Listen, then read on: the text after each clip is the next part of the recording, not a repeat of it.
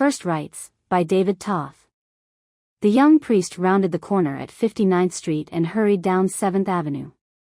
It was an unusually warm day in late October and he was without hat or overcoat.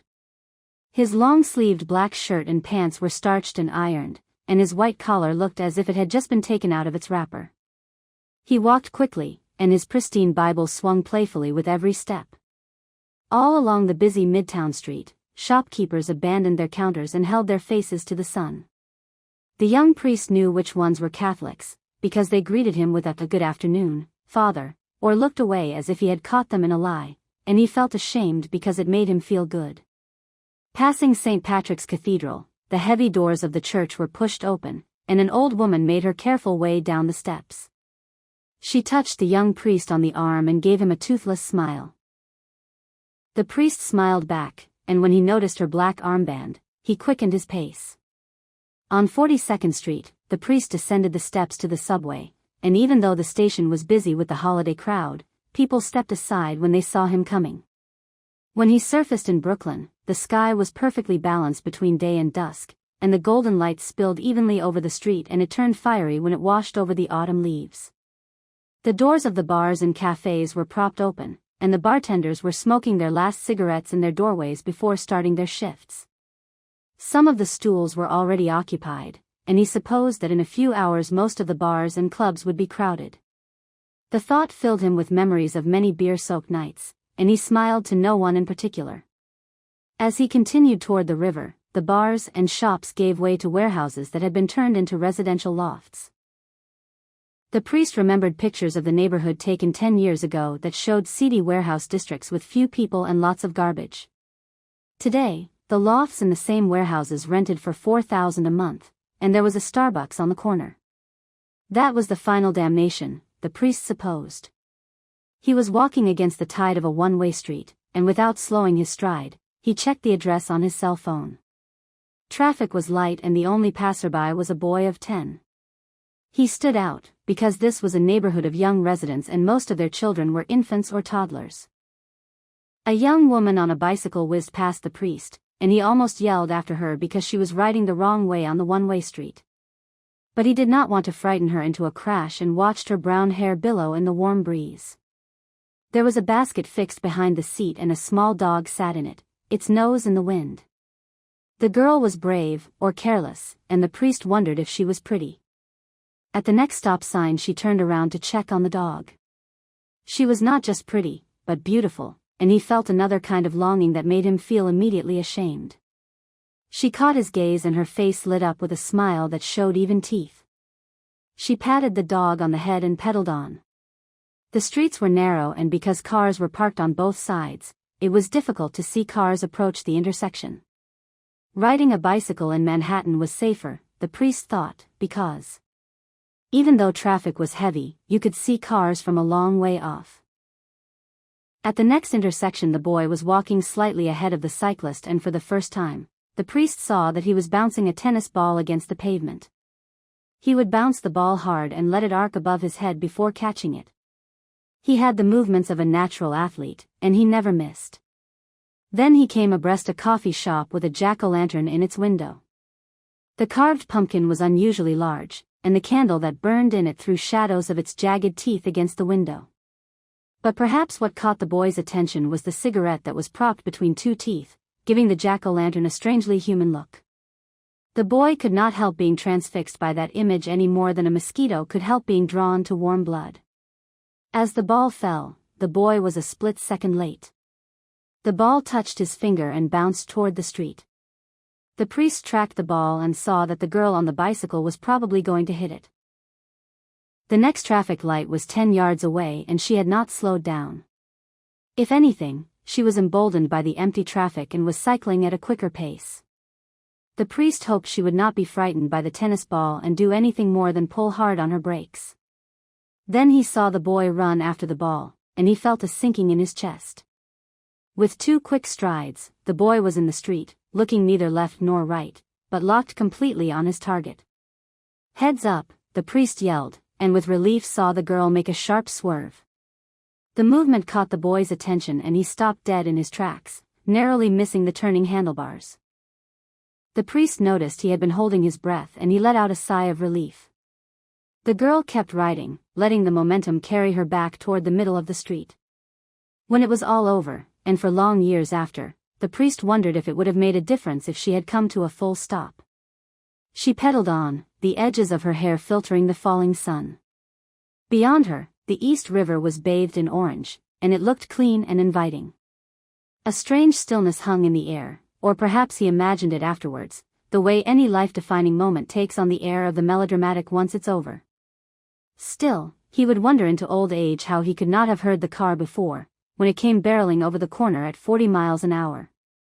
1 second the street was empty save for the girl, the next moment a huge, black car blocked out the sun. The girl never had a chance. The car hit her dead on, hurling her into the windshield. The force pushed her upwards, and she rolled over the roof and landed on the pavement like a Barbie doll thrown in anger. The priest heard the screeching of the brakes and saw the car come to a rest about 5 yards up. He tried to see the driver, but the windows were tinted. All he could see, in crystal clear detail, was that it was old and dented with missing hubcaps. Frozen in place, the priest waited for the driver's door to open. Hours dragged by, then the engine wailed, the tires spun and the car was gone. The spell was broken. The priest realized that the boy was standing by his side. He looked incredibly young, too young to have caused all this mayhem, and despite it, the priest felt a deep anger rise up in him. "You stupid child," he thought, "didn't anyone tell you to look both ways when crossing the street?" Then he saw the wild fear in the boy's eyes, and he put a hand on his shoulder. "Wait here. Whatever happens, just wait, okay?" The boy nodded, the only sign that he understood. The priest ran to the girl, which was like opening the umbrella after the rain had passed. She lay not more than 5 yards away. As he got closer, he became aware of another sound, an atonal, rhythmic yapping, and when he reached the girl, he remembered the little dog that was now barking and running circles around its owner. He knelt beside the girl. She lay on her back and she was dying. The priest, who had had no medical training and was afraid of needles, knew this right away. It was not the unnatural angle at which her body lay, nor the blood that was streaked across her blouse, but the way her eyes looked, as if they already belonged somewhere else. He knew he should not move her. He dropped his cell phone twice before he got his trembling under control. "She's dying, a human being is dying in front of me, and I can't even get it together to make a phone call." He punched 911 and with a trembling voice gave the operator the address. The priest could not remember ever feeling so helpless. He took the girl's hand, because that's what people did in movies. They also said something reassuring, like, "You're going to be all right," but he could not bring himself to say this. She tugged at his hand and her strength surprised him. Her eyes fluttered open, and the priest understood that she was trying to say something. He leaned closer and put his ear to her mouth. "Last rites. Father." At first the priest thought she was speaking about her father, having recalled an ancient memory, for he imagined the dying person to be like a dreamer who recalls snatches of unconnected dreams. He gave her a reassuring smile. But she repeated what she said and fixed her eyes on his collar. And lest he miss even that sign, she touched her crucifix. The priest had not noticed it before, because it was halfway tucked inside her blouse and because it was matted with blood-covered hair. It was made of silver and depicted the shape of the suffering Redeemer in minute detail. But the blood which covered it was not merely an artistic touch. Last rites. The young priest felt the rest of his wind being sucked out of him and dissipate in the fall twilight. He looked squarely in the girl's eyes and opened his mouth to tell her the truth, but no words came. He became aware of the little dog barking and poking its nose at the girl's rib cage, and an instinct kicked in, as if a primordial cog had turned and he knew what he had to do. He turned to the nearest bystander, an overweight young man wearing a faded Mets t-shirt. "Get this goddamned dog out of here," the priest growled, and he was surprised at the anger in his voice. The young man scooped up the dog and took a few respectful steps back. Out of the corner of his eyes, the priest saw that several more bystanders had joined the scene. He opened the Bible. The unworn pages crackled, and the book opened to the Psalms. The young priest saw this as a sign and started scanning the verses. As his fingers moved of their own, another part of him was aware of a distant memory of a college frat brother who prided himself on being the only English literature major in a house of Philistines. With the perfect recollection of an irrelevant dream, he remembered Bones posing the question of the week. Who was the poet who lived before Shakespeare, but who is more often quoted than Shakespeare? There isn't a time when his work is not being recited somewhere. Those who want to kill me will be destroyed, they will go down to the depths of the earth, the priest read. The girl's eyes relaxed, and for a second he thought she was gone. Then her eyes opened, very slowly as if fighting against a weight, and he knew he had to hurry. He snapped the Bible shut and made the sign of the cross. In the name of the Father, the Son, and the Holy Spirit, I absolve you of all your sins. In the name of all that is holy, I cleanse you of all sin. You may enter heaven and sit at the right hand of God. The priest's voice trembled, but he continued. The girl looked at him and smiled, her white teeth now stained red. She gave the priest's hand one last squeeze, as if to signal she had heard him, and then her hand dropped to her side and she was still. The priest always assumed that the act of dying was like air being let out of a balloon and was surprised that it was more like a rope being cut. A dozen or so people were now gathered around the girl's body, but the priest did not see the boy. An old man took off his trench coat and covered her body. For a long time the air was empty, then the silence was shattered by the shriek of an ambulance. The priest sat down on the curb. He put his head in his hands and wept. He did not know how much time had passed. Someone laid a gentle hand on his shoulder and helped him to his feet. A paramedic. His uniform was faintly streaked with blood. He lit a cigarette and blew smoke like he had all the time in the world. He did have all the time in the world now, the priest thought, and tears welled up in his eyes again. She's gone, the paramedic said, as if he was talking about the weather. Thank God you were here to give her the last rites, he finished, touching the crucifix around his own neck. Cops are on their way. They'll take your statement. Did you see the driver? No. He took off, the priest said. Animals. The paramedic threw away his cigarette. All who swear by God will glory in him, while the mouths of liars will be silenced, the priest said and gave a sad laugh. The medic's eyes softened. Was this your first one, Father? Yes. It gets easier, he said and clapped him on the shoulder. I doubt that very seriously, the priest thought, and for the second time in the last half hour he heard sirens. That was his cue to leave. It was the only thing he could think of doing. He thought about going home, but the vision of an empty apartment made his heart ache, and he wandered on without realizing that he was heading toward his original destination.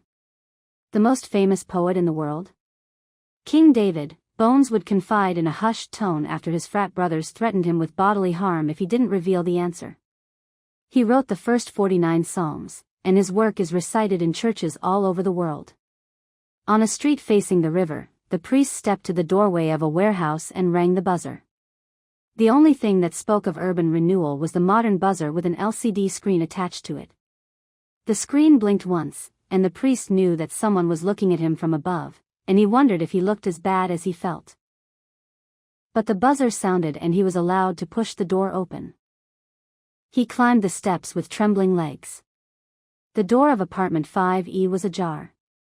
He stepped into the foyer and nearly collided with a black-caped crusader who was on his way to the kitchen.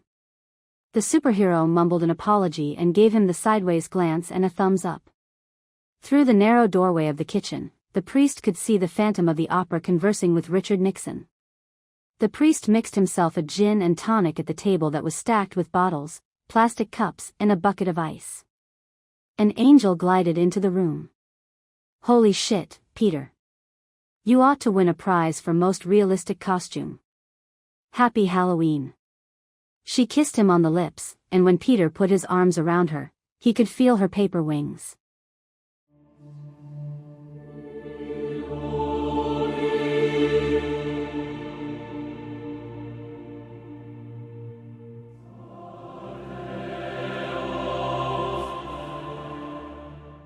You have just listened to First Rites, a short story written by David Toth. Originally published in 2015, it has just been turned into an award-winning short film by Tony Taylor. To hear more compelling fiction, please subscribe to this channel.